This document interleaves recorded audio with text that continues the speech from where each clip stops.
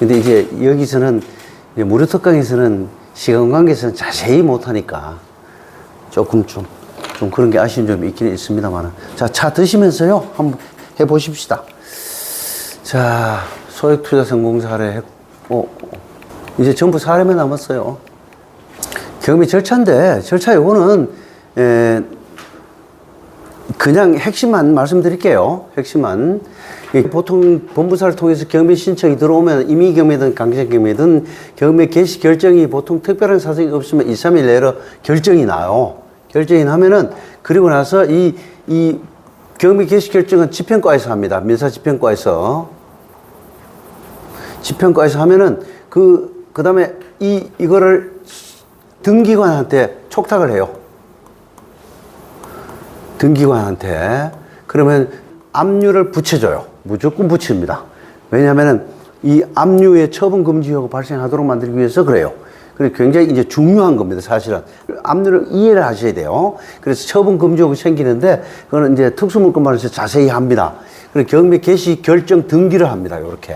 그러고 나서 요 때까지는 압류가 될 때까지는 전부 비밀리에 합니다. 절대 밖으로 새나가면 안 되죠. 비밀리에 합니다. 그리고 나서 압류가 딱 되면 처분 금지가 생기기 때문에 그때부터 오픈을 합니다. 요때부터는 법원이 오픈을 해요. 사건을 오픈합니다. 그럼 매각 준비 절차에 들어갑니다. 그 매각 준비 절차는 다양하게 많은데 그 중에 간단하게 집행관으로 하여금 현황 조사를 하고 감정평가사로 하여금 감정평가를 하도록 합니다. 그리고 나서 현황 조사와 감정평가서 보고서가 들어온 거를 집약해서 집행과에서 최저 매각 가격을 결정합니다. 그리고 나서 매각 물건 명세서를 작성합니다. 이거는 집행법원이 하는 하나의 권리분석서예요. 요거는. 그 다음에 매각기일을 지정합니다. 매각기일을 4회의 매각기일을 동시에 지정을 합니다. 지금 실무상으로. 법원 실무는 그렇게 합니다. 4회의 매각기일을 동시에 지정을 합니다. 옛날엔 그렇게 하지 않았어요. 그리고 나서 이런 것들을 매각기일을 지정하고 경매가 들어왔다는 사실을 알리면서 권리신고 및 배당요구 신청을 하라라고 통지를 합니다. 이해관계인에게 통지를 하고 법원 사이트에 공고도 합니다. 옛날에는요, 법원 앞에 게시판에도 실제 갖다 붙였어요. 아마 그걸 보신 분들이 계실 거예요. 옛날엔 그랬어요. 이게 없어진 지 그렇게 오래 안 됐어요. 지금은 그러다가 이 법원 내부 게시판에 붙이다가 지금은 아예 그냥 대법원 사이트에 공고해 버린다고요. 예. 그렇게 바뀌었습니다. 그렇게 여기 이제 매각 준비 절차예요. 준비가 끝나면 매각 기일이 지정이 되어 있죠. 여기서 최고가 매수 신고인이 나오면은 이 사람을 상대로 매각을 허가할 것인지 불허가할 것인지를 결정하는 기일을 잡습니다. 요 일주일이에요. 매각 기일에서 일주일 기다려줘야 돼요.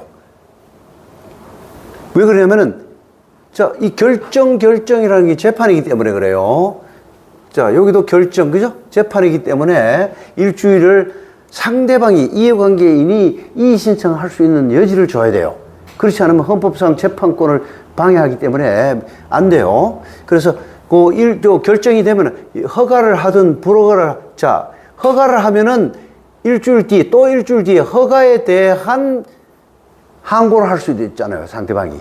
다른 사람이, 그죠? 이해관계인이. 그래서 일주일 뒤에 확정이 됩니다. 일주일 또 기다려야 확정이 되는 거예요. 만약에 불허가를 하면 어떻게 돼요? 불허가를 하면은 불허가해버리면은 다시 새 기일로 넘어가요. 불허가해버리면은 새로운 다른 매각 기일로 넘어가 버려요. 만약에 여기 확정이 돼가지고 대금 납부 기한까지 접어줬더니 대금 미납을 했어. 아까 보셨듯이, 그죠? 그러면은 재매각으로 갑니다. 요거는. 미납을 해버리면 재매각으로 가요. 근데 그게 아니고 불허가 결정을 해버리면은 재매각이 아니라 아까 4회에 걸쳐서 매각 기일을 정해 놓는다 그랬잖아요. 애초에. 매각 준비 기일에. 그러면 그 다음 매각 기일로 그냥 넘어가 버려요. 그걸 새로운 기일 매각이라고 그래요.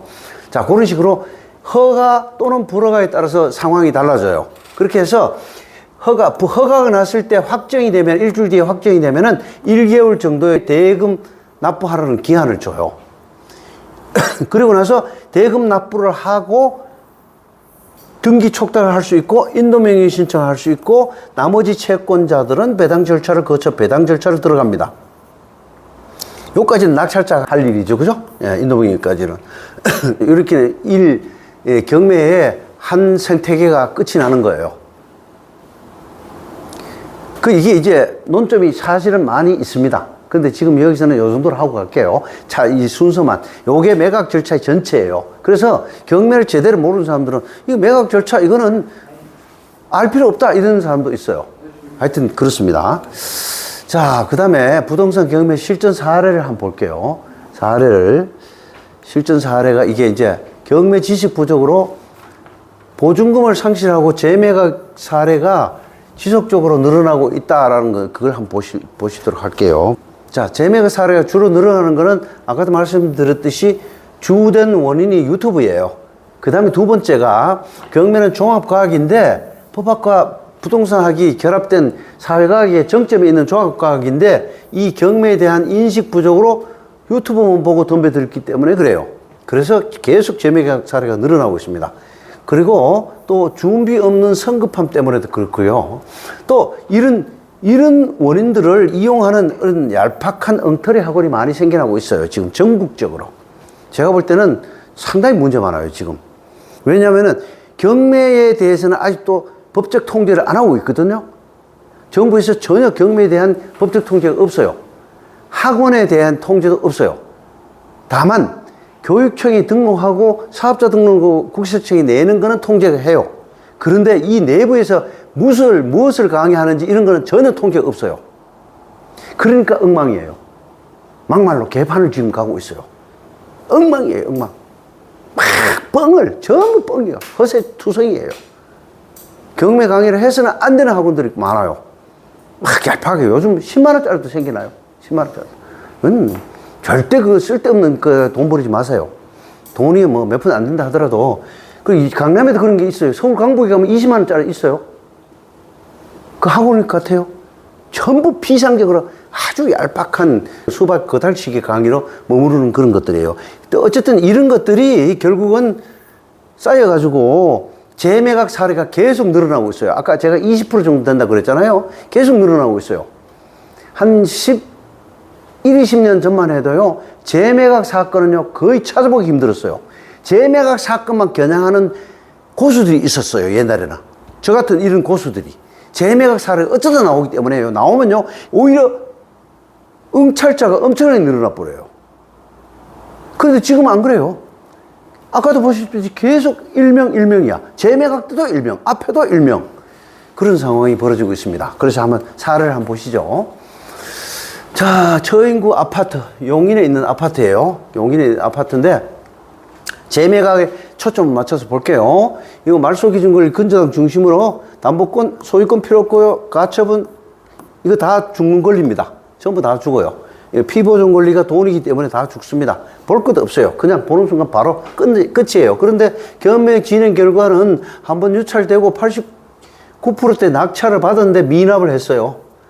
이 89% 아파트였죠? 아까 그죠? 용인의 아파트 89%면요 아주 잘 받았다고 할 수는 없지만은 못 받은 것도 아니야. 이건 또 이 정도면요 90% 내면요 지금요 용인은 90% 더 넘어가요. 서울은 지금 140, 50%를 육박했어요. 지금 강남 쪽은. 자, 그런데 어쨌든 미납한 상태에서 또 다시 낙찰. 하시가 낙찰 받았는데 76%대 낙찰 받았죠. 이게 순수하게 이 사람 덕분이에요. 아파트는 76% 낙찰 받기 쉽지 않아요. 이게 언제인지 보십시다. 배종기일, 낙찰일 얼마 안 됐잖아요. 작년, 저작년이야. 그래서 이게 지금 시기를 볼 때도 그렇고, 이게 결코 이렇게 낙찰 못 받아요. 얘 덕분에 이 사람이 76%의 낙찰 받았다라는 걸 이제 그렇게 이해하시면 됩니다. 자, 어쨌든 미납 사례, 재경매, 그죠? 재매각 사례죠? 경매 지식 부족으로 한 재매각 사례 두 번째 사례. 이거 유치권도 있고 이래요. 이거는 유치권이 있네요. 이거 보니까 유치권, 이건 뭐 1,500만 원 유치권 신고돼 있네요. 그러니까 이게 근저당권 말소기준권리 보자마자 아무것도 없어요. 그리고 요 말소기준권리보다 더 늦어요. 전임 확정 배당 보증 이게 대항 요건을 늦게 갖췄기 때문에 이거 그냥 명도 대상이에요. 자, 그런데 이 진행 결과는 낙찰 받았다가 미납. 차순이자도 허가해줬더니 차순이자도 또 미납. 허가해줬더니 차순이자인데 허가한 거거든요. 요 허가는 원래 최고가 매수 신고인에게 허가한 거고 요거는 차순이자에게 허가한 거예요. 그 다음에 70%대 가서 77.98% 1억 6,800이 1억 3천만에 낙찰 받았네요. 이게 바로 이 매각 쭉 있는 거 보면은 이게 아파트가 분양이 안 된 상태에서 경매로 나온 거예요. 어쨌든 뭐 78% 정도면 낙찰 잘 받은 거예요. 그죠? 잘 받은 거예요. 자, 요거 때문에 그런 거예요. 유치권 신고돼 있잖아요. 그리고 다른 건 아무것도 없어요. 유치권 신고, 이거 별볼로 없어요. 이거. 유치권 신고, 유치권 성립이 안 돼요. 안 된다고요, 이거는. 왜? 김 씨가 살고 있잖아요. 살고 있다고 갔잖아요. 그 유치권자가 점유를 하지 않았기 때문에 유치권 성립이 안 돼요. 간단한 사건들이에요. 그런데 계속 경매 지식 부족으로 인하는 재매각 사례가 계속 벌어지고 있는 거예요. 이것도 역시 마찬가지 세 번째. 이것도 다세대 임의경매, 다세대. 화성에 있는 경매예요. 자, 화성에 있는 경매인데 이것도 한번 보십시다. 보면은 근저당권 얘가 근저당 말소기준 걸리죠? 근저당권. 요 근저당 가처분 때문에 이렇게 더 유찰된 거예요. 자, 요게 근저당권이 요렇게 가처분된 거예요. 요거 하나 하고 또 요 있죠? 건축물 대장상에 301호, 302호 바뀌어 있다는 거. 요 두 개 때문에 이렇게 된 거예요. 유찰. 낙찰 받았다 미납. 또 유찰. 낙찰 받았다 또 미납. 아, 이것도 해결 못 하면서 왜 낙찰을 받아요, 이거? 이거 아무것도 아니에요. 그리고 이 근저당 가처분된 거, 이 가처분은 소유권 가처분하고 달리 이거는 그냥 죽어요. 소멸이야. 소멸, 압류, 이미, 전부, 압류, 전부 피보존 권리가 동일이기 때문에 전부 소멸이에요. 볼 것도 없어. 근데 이거하고 이 두 개 때문에 미납을 2번씩이나 했잖아요. 이런 건들이 수두룩해요. 이 사례를 보셔야 제 말을 믿을 수 있을 것 같아요. 그래서 지금 이게 어이없는 사건들이에요. 이게 전부 유튜버와 엉터리 학원들 때문에 그런 거예요. 그 누가 책임집니까? 본인이 떠안아야 돼요, 이거를. 이거 보세요. 근저당권 설정 가처분, 근저당 가처분이라고 등기부에 딱 돼 있잖아요. 그죠? 그리고요, 건축물 대장상 호별 배치도가 301호와 302호가 바뀌어 있다는 걸 이미 법원이 매각 물건 명세서에 고지를 해놨잖아요. 알고 낙찰 받았을 거 아니에요. 근데 2번씩에는 미납한다? 이거 이상한 사람들이야. 돈 벌이려고 무슨 차라리 술집에서 술을 마시지 왜 이런 식으로 돈 벌입니까? 이상한 사람들이에요. 이거 제가 볼 때는 이거 아무것도 없어요. 자, 이게 화성에 있는 다세대요. 그죠?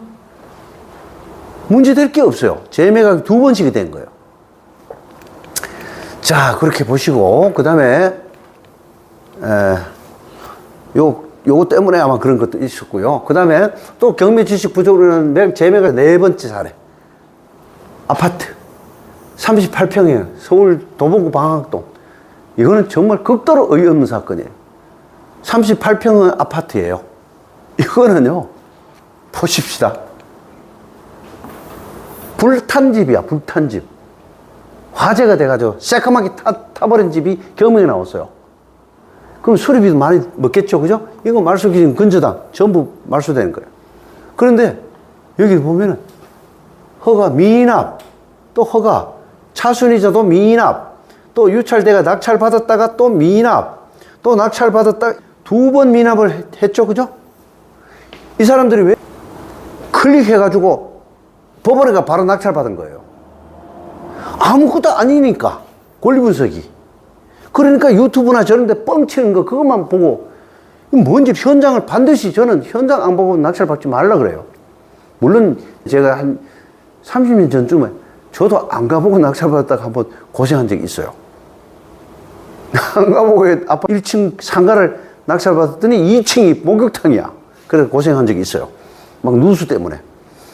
그래서 지금 반드시 가봐야 돼요. 가봤다라면은 이런 일이 벌어질 수가 없어요, 이게. 근데 까맣게 모르고 이렇게 낙찰받았고 또 미납 두 번씩이나 미납한 거예요. 그죠? 좀 보면. 자, 매각 물건 명세서에 요렇게 내부 전체가 전소되어 가지고 철거되어 콘크리트 노출된 상태이며 이렇게 돼 있는데도 불구하고 난 이해를 못 하겠어. 이거 왜 두 번씩이나 미납되는 사태가 벌어질까요? 이건 새까맣게 탔어요. 요 나타나 있잖아요. 여기 어디에 다 타버렸다고요. 예. 모든 설비가 철거되어 재시공이 필요한 상태에 새까맣게 탔다고 돼 있어요. 아무튼 그렇습니다. 이렇게 어이없는. 그 다음에 우리 광진구 광장동에 있는 임야를 보십시다. 임야도 임야 나름이어야지. 이거는 진정한 임야가 아니에요. 지목만 무늬만 임야예요. 아셨죠? 무늬만 임야. 그 토지를 지목 가지고 따진 사람은 아직 공부 더 해야 돼요. 자, 이게 공유물 분할을 위한 경매라고 돼 있죠? 제가 아까 형식 경매, 가강근담전에서 이미 경매, 형식 경매를 얘기한 적이 있어요. 기억나실 거예요. 형식 경매예요, 이게 바로. 형식 경매인데, 자, 여기, 구분지상권 설정되어 있고요. 얘가 말소기준 권리야. 쭉 말소되고, 말소기준 권리 뒤로 말소되고요. 얘가 구분지상권이 한전에서 구분지상권 설정해 놓고 있어요. 이거는 이미 등기부에 나타나 있잖아요. 등기부에. 그죠? 등기부에 나타나는 거거든요. 그런데 낙찰 33%대 잘 받았어. 낙찰. 회사가 받았어, 회사가. ST 홀딩 뭐 그러는 거 보니까 무슨 예식장 뭐 전문을 하는 회사인지 모르겠는데, 그 미납. 그리고 낙찰 또 미납하고 이때가 다시 낙찰 33%대 낙찰된 거예요. 이 주식에서 32.78%에 낙찰받은 거예요. 그러면은 요게 이게 126억이죠?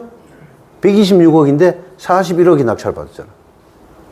어때요? 이런 큰 물건일수록요, 한 방에 엄청나게 남겨요. 거의 뭐 80억 남겼잖아요. 80억. 바로, 그죠? 그래서 이거를 임야지만은요, 얼마든지 그걸 수익 분석해가지고 뭘로 어떻게 용도 변경을 하고 어떻게 할 것인지 그걸 알고 답을 먼저 설정해 놔놓고 낙찰받아야 돼요, 이거는. 자, 토지 이용 계획에는 문제 없어요. 토지 이용 계획 조금 생략할게요. 이걸 또 말씀드리면 또 시간이 너무 걸리니까 토지 이용 계획 문제 없어요. 그 다음에 두 번째로 형식적 경매는 공유자가 우선 매수권이 없어요. 그 다음에 세 번째, 경매 지식 부족으로 4억 1,300만 원은 어마어마하잖아요. 이거는 위치를 일부러 집어넣은 거예요. 강남이에요, 이쪽이.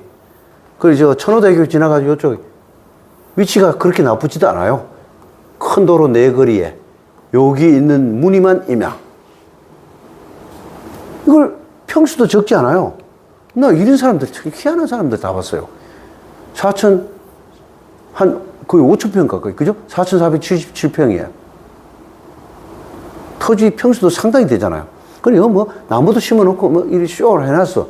이 나무 돈 됩니까? 이거? 돈 안 된다고. 활용을 해야지. 그리고 이게 이제 유찰 많이 된 거는 요거 때문에 그래요. 구분지상권 때문에 그래요.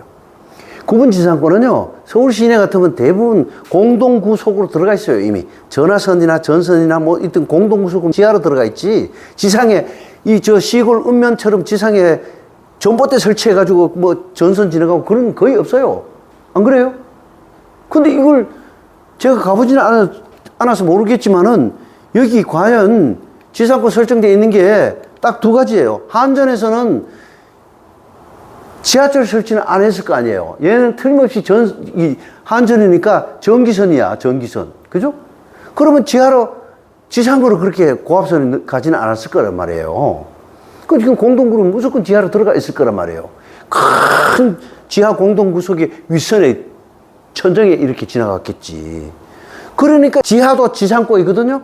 이거 그냥 설치를 못하니까 구분지상권 등기를 할 수밖에 없는 거예요. 아무것도 아니야, 이거. 별거 아니에요.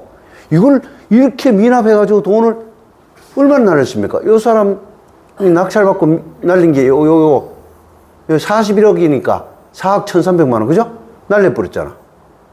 그 말이에요, 요거. 경매 지식 부족으로 요 미납함으로써 주식회사 SD홀딩은 4억 1,300만 원을 날려버린 거야. 엄청나게 날려버렸죠. 이런 케이스, 이런 것들 종종 있어요, 종종. 자, 그 다음에 성공 사례를 볼게요. 경매 성공했던, 자, 지금까지 실패했던 사례들이고, 성공 사례. 경매 성공 사례, 아파트형 공장이에요. 아파트 공장. 아파트형 공장인데, 요 보면은 말소 기준 권리예요. 그 쭉 봤더니 전부 피보존 권리가 담보권에 임의 경매에 아무것도 없어요. 이것도 말소 기준 권리 지워져요. 말소 기준 권리보다 늦어요, 얘가. 예, 늦기 때문에, 그죠? 명도 대상인데다가 또 배당 요구를 보세요. 배당. 2004년 4월 1일이죠? 배당 요구 종기일이 2004년 3월 22일이야. 그런데 얘는 더 늦게 4월 1일 날 배당 요구를 했어요. 그럼 이건 배당 무효야. 민사집행법상 무효예요. 그래서 이거는 무효이고 명도 대상이야. 볼 것도 없어. 이것도 볼 것도 없고 쫙 다 지워지고. 이 잘 받은 거 아니에요. 그죠? 이 사람이 이 18.57%에 3억 7,700만 원짜리를 7천만 원에 낙찰받은 거예요. 잘 받은 거죠. 그래서 지금 이건 굉장히 잘 받은 거예요. 혼자 단독 입찰했잖아요. 그죠? 평택이네. 청북이네요. 그러니까 이런 거는, 잘 받은 거예요. 여기 이제 건물 면적이 한 26평 가까이 되네요. 그죠? 26평 되는 구분 등기된 아파트형 공장이에요. 자, 그 다음에 이거는, 소액 투자 경매 성공 사례 두 번째 거, 평택 포sun 거 한번 보자고요. 근린상가. 이 물건은요, 저희 학원에서 굉장히 여러 명이 차 4대를 이걸 임장 갔던 사건이에요. 이걸 보시면은, 자, 여기가 말소 기준 권리고요. 말소 기준 권리를 중심으로 해서 아무것도 말소되지 않는 권리는 없어요. 그런데 여기 유찰 변경 쭉 내려왔다가 미납하고 또 유찰했다가 요 미납, 유찰 또 두 번 미납했죠? 요때 2%대 낙찰됐어요. 2%대. 뭐 때문에 그럴까요? 유치권 때문에 그래요. 유치권. 요거는 유치권이 돼 있어요. 유치권 신고가 돼 있어요. 어쨌든 요거는 유치권 신고가 된 거예요. 유치권.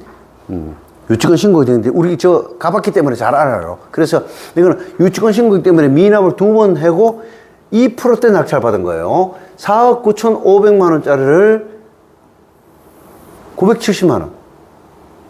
1.42%니까 1,200만 원 낙찰 받았네요. 그죠? 1,200만 원 낙찰 받은 거예요. 4억 9,500만 원을 1,200만 원 그냥 준 거지 뭐. 근데 이게 유치권의 신고가 돼 있어요. 우리가 가봤던 저거에 의하면 유치권 성립이 안 돼요. 안 됩니다. 이 사람은 아마도 선수일 것 같아, 이거. 주식회사네? 응찰 2명. 하여튼 주식회사가 낙찰받았어요, 주식회사가. 잘 받은 거예요. 34평 정도 돼요, 34평. 구분 등기된 거예요. 2층이에요. 6층 건물의 2층이에요. 우리 이거 봤던 거예요, 이거. 34평 봤어요, 제 2층을. 봤는데, 유치권 성립 안 돼요. 그런데 이렇게 유찰 많이 되는 이유는 뭐냐 하면은, 이 상가 앞에 보면은, 시행사하고, 시공사하고 두 사람이 대부분까지 재판을 했던 거를 시공사가 승소를 했어요. 그걸 대자보를 붙여놓으니까 사람들이 거기 쫄아가지고 무조건 유치권 되는 걸 아는 거예요. 그건 별개 문제예요. 그 공사해준 시공사가 유치권 부존재 소송에서 승소했다고 해서 낙찰자한테 당연히 유치권이 성립되는 걸 되는 게 아니라고요. 무슨 말씀인지 이해 가시죠? 별개예요. 거기 쫄아가 이렇게 된 거예요. 그렇게 쫄아가 사람들이 수없이 유찰, 미납, 미납 이래 된 거예요. 경매를 이렇게 해요. 특수물권은 유치권을 공부도 안 하고 이래가 싸니까 들어가는 거예요, 무조건. 싸도 이런 돈 헛돈 날리면 어떡합니까? 그죠? 어쨌든 뭐 여기서 400만 원 이상 날려버렸네. 그죠? 유치권 성립 안 됩니다, 이거는. 자, 그랬던 사건이고. 그 다음에 소액 투자 경매 성공 사례 오피스텔 상가예요. 이건 2개예요, 2개. 동시에 낙찰받은 거예요. 오피스텔 상가를 동시에 낙찰받은 건데, 요 2개를 따라 요리 나란히 갖다 놨어요. 그죠? 여기도, 유찰 수없이 유찰됐어요. 유찰.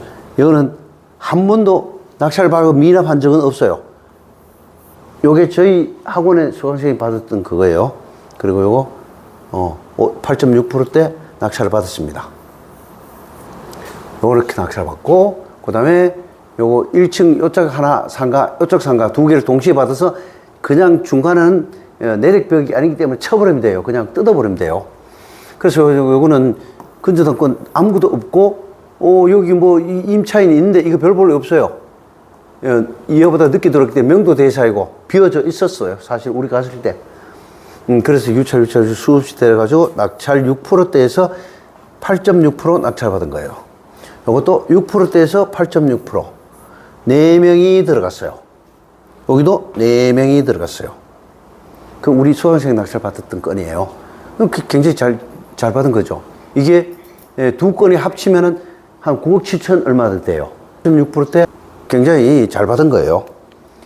그 다음에 요 투자 성공 사례 5번째. 천안에 있는 대지 법정지상권 성립되는 거예요, 이거는.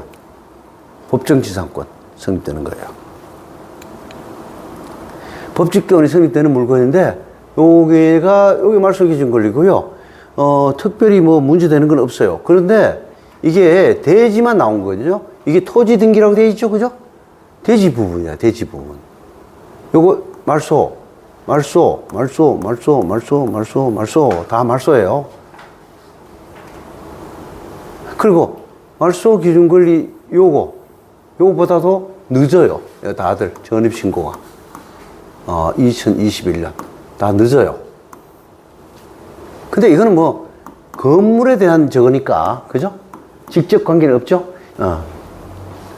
그래서, 법직권이 성립됩니다, 이거. 법정지상권이 성립되는 물건이에요. 그래서, 요 건도, 41.49%, 6,100만원 정도의 낙찰을 받은 성공한 케이스입니다. 자, 이렇게 해서, 네, 다 됐습니다. 이제 결론적으로, 저희 학원의 반 소개를 간단하게 할게요. 기본반이 있고요. 심화반, 특수물건반, 이렇게 실전투자 연구반도 있어요. 그 다음에 경매 포럼 동호회가 있어요. 동호회는 네이버 밴드에 부동산 경매 포럼 여기는 누구나 가입할 수 있습니다. 수강생이 아니어도 필요하시면 밴드를 가입하시고요. 이번에 오셨다가 좀 한번 경매를 이 기회에 한번 공부를 한번 해보십시오. 해보시면은 결코 단 1%도 후회하지 않을 겁니다. 공부한 만큼, 중간에 포기만 하지 않으시면은 분명히 잘했다는 생각을 하실 거예요. 6개월 정도, 5개월 정도, 5, 6개월 정도 하시고 실전 투자 연구반에 들어오시면 여기에 이제 아까 수익 분석에 해당하는 집중적으로 수익 분석에 해당하는 법률에 관련된 것들을 제가 집중적으로 그것만 뽑아가지고 강의를 해드립니다. 요거는. 물건도 보고 들어와서 여기에 뭐 건축법 문제, 도로 문제, 아까 지역지구 행위 제한 문제, 그런 것들, 농지법의 농지증 문제, 용도 변경 문제, 이런 것들을 전부 여기서 합니다. 그러면은, 그 수익 분석에 해당하는 것들을 다 마스터 할 수 있을 뿐만 아니라, 더 나아가서 이제 경매에 대한 이 부동산 이런 게 진술을 눈을 뜨게 됩니다. 그러니까 한번 이 기회에 무료특강 오늘 받으시려고 고생 많이 하셨는데 이게 눈 딱 감고 한번 해보십시오. 해보시면은 결코 후회하지 않으실 겁니다. 굉장히 유익하고 그냥 살아가는데도 도움이 돼요. 이거는 사실은. 그리고 나서 요 경매 포럼 동호회 활동을 계속 하셔야 되는 거지. 임장 갔다가 물건 보고 여기 들어와서 또 차 한잔 하면서 저로서 토론도 하고 그럼 그런 시간을 자주 이렇게 몇 번씩 이렇게 갔다 보면은 어느 순간에 고수가 돼 있어요. 고수가 돼 있고 돈도 벌고 또 일상생활 살아가는데 매매, 임대차 뭐 이런 것들은 다 이거 하고 나면요 아무것도 아니에요. 그거 전부 다 마스터 됩니다. 자, 그렇게 한번 해보시고요.